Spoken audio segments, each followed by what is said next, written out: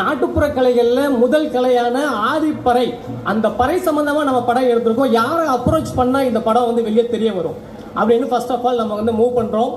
அதுக்கு தமிழ்ல இருக்கிற முன்னணி இயக்குநர்கள், நடிகர்கள், அனைத்து தொழில்நுட்ப கலைஞர்களும் யாரு இப்ப லைவ்ல இருக்காங்களோ அவங்கள்ட்ட போய் நாங்க அப்ரோச் பண்ணோம் சார்.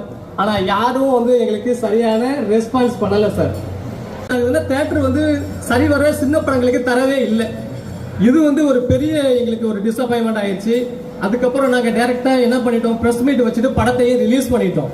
சோ அப்ப இங்க உள்ள இயக்குநர்களும் சரி, அந்த நடிகர்களும் சரி, இந்த மாதிரி கலை சம்பந்தமான படங்களுக்கு நீங்க சப்போர்ட் பண்ணீங்கன்னா அடுத்து என்ன மாதிரி வரக்கூடிய கலை சம்பந்தமான படம் எடுக்கக்கூடிய இயக்குநர்களுக்கு ஒரு ஊந்து சக்தியா இருக்குங்கிறது நான் உங்களோட ஒரு ரெக்வெஸ்டா கேட்டுக்கிறேன்.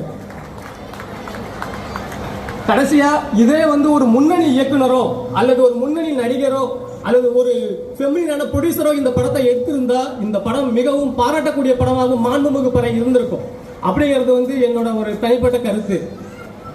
ஒருவேளை மாண்புமிகு பறையின் தலைப்பு வச்சனால இந்த பிரச்சனை வந்துச்சா இல்ல அவங்களுக்கு பார்க்க நேரம் இல்லையா அப்படிங்கறது வந்து எங்களுக்கு சத்தியமா தெரியல.